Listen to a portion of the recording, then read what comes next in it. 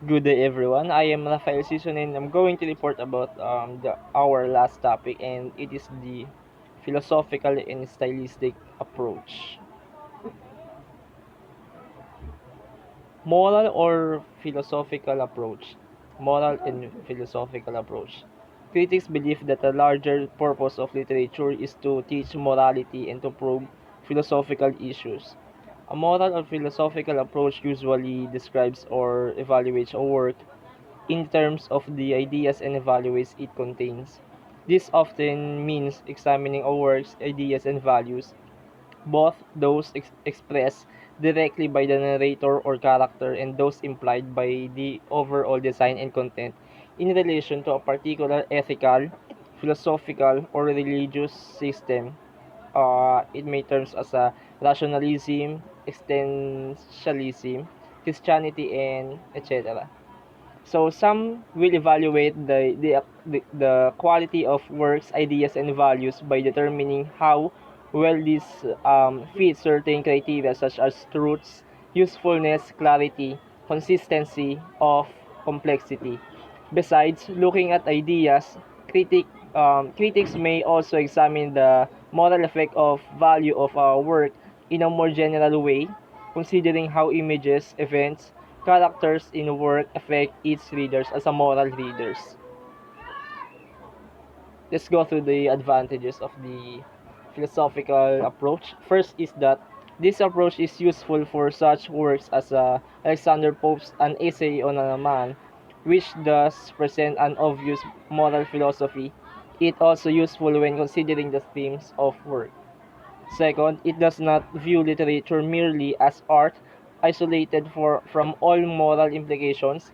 It recognizes that literature can affect readers whether subtly or directly, and that the message of a work and not just the decorous vehicle for the message is important. So it does not view literature as an art isolated from moral implication and it recognizes that literature can affect the readers.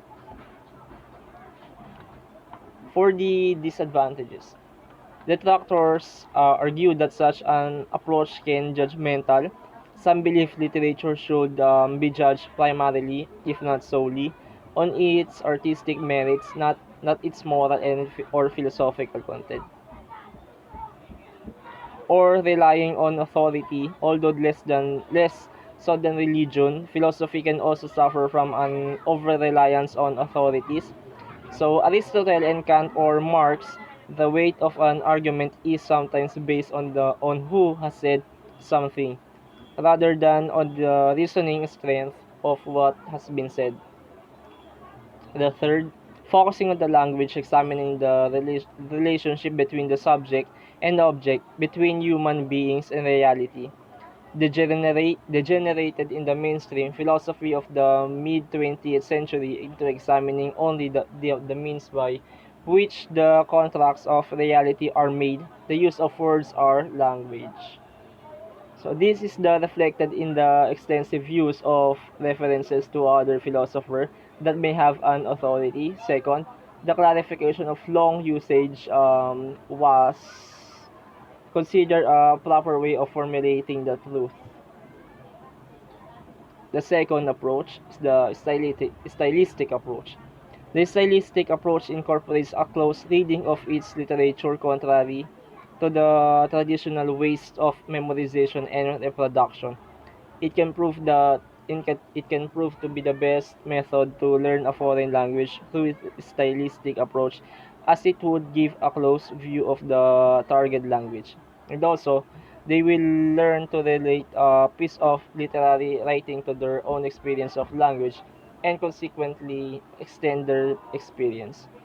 Second, the stylistic approach will make learning of language an interesting task as students work upon their own intuition, background knowledge, and experience of the language. They will learn to appreciate the artistic use of language and enhance their own communicative competence. So, meaning for the another meaning of the stylistic approach, stylistic approach incorporates a close reading of its literature contrary to the traditional ways of memorization. and reproduction, and it can prove to be the best method to learn a certain language. The advantages.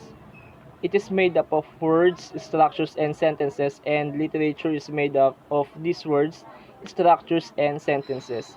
Second, literature is language and is applied from form of and prepares a basis for the study of language through various points of view.